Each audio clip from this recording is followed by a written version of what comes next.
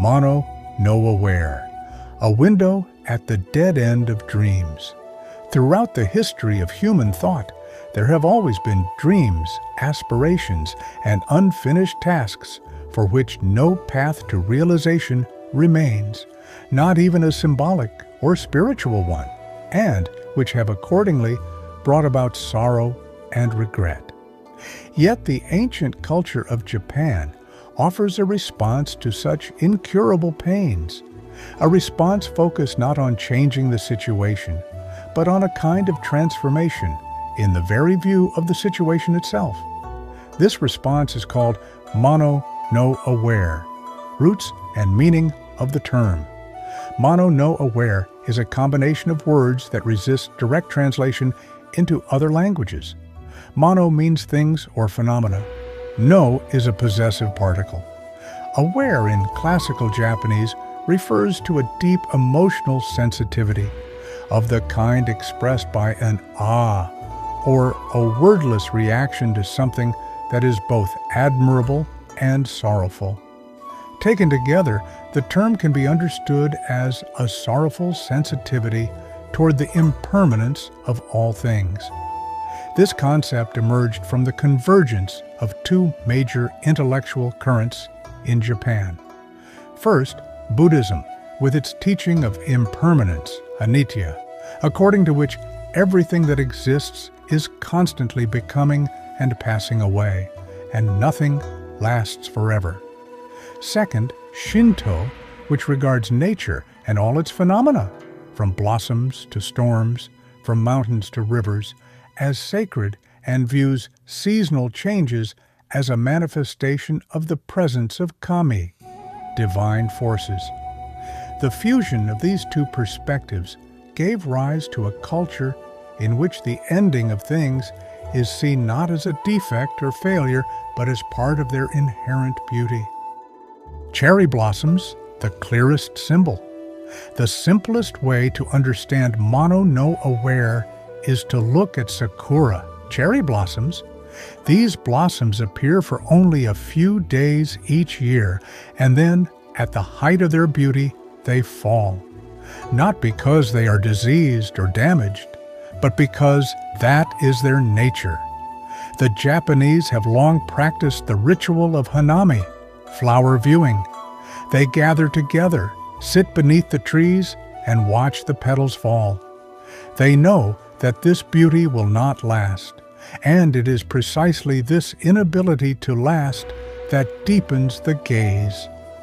If cherry blossoms remained forever green, perhaps no one would stop to view them. Their value lies precisely in their decline. In classical literature, in the tale of Genji Monogatari, which many regard as the world's first novel, written in the 11th century by Murasaki Shikibu, there are numerous moments in which characters weep or fall silent in the face of beauty and loss simultaneously. Genji, the hero of the story, experiences many loves throughout his life and loses most of them. Yet the author never regards these losses merely as tragedies. Each separation, each death, each unfulfilled love is treated not as a mistake to be rectified, but as a layer of depth and complexity added to the character. In the short waka and haiku poems, this sensitivity is also always present. One poet says, "I look at the cherry blossoms falling in the morning wind and do not know whether to weep or to smile." This poem shows the dual nature of mono no aware, neither pure grief nor pure joy, but the simultaneity of both. The falling of blossoms is both beautiful and heartbreaking, just as the regret of an unrealized dream can be both heavy and, from another angle, profoundly human. A different view of unfinishedness. In many cultures, the unfinished state of a task or the non-realization of a dream is consistently evaluated as a failure and a cause for regret. Within the framework of mono no aware, however, this assumption is not given.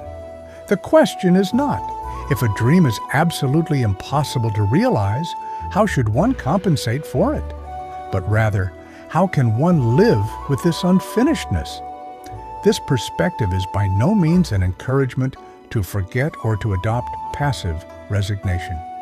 It is more like a shift in focus from what I could have become but did not, to the realization that being itself, whether in reaching or in failing to reach, is always accompanied by the passage of time.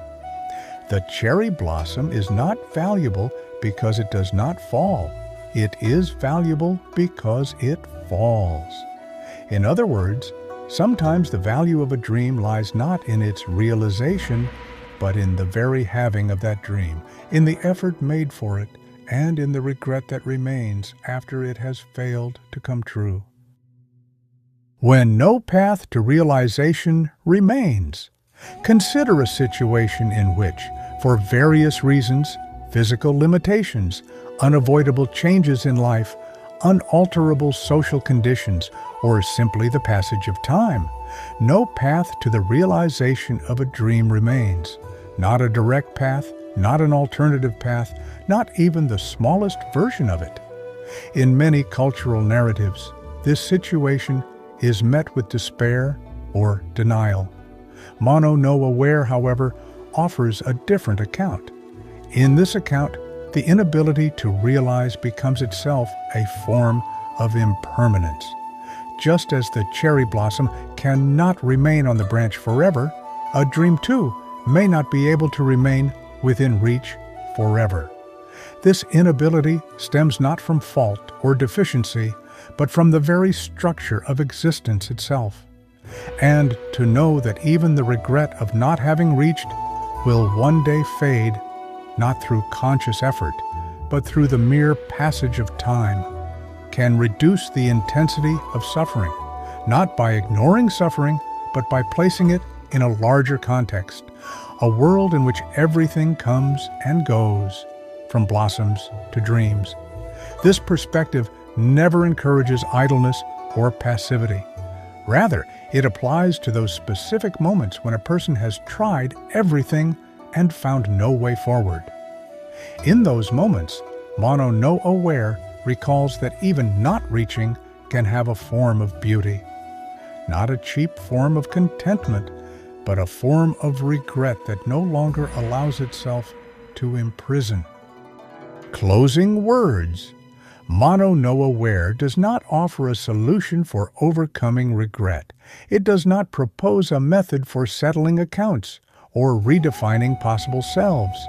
It simply opens another window onto the experience of regret. Through this window, the unfinishedness of a dream is seen not as a personal failure, not as an outstanding duty, nor even as a subject for endless lamentation, but as one of thousands of manifestations of the impermanence of the world. And perhaps this shift of perspective is itself a kind of peace, not the peace of arrival, but the peace of knowing that even regret, like all things, will one day pass, not by command, but by nature.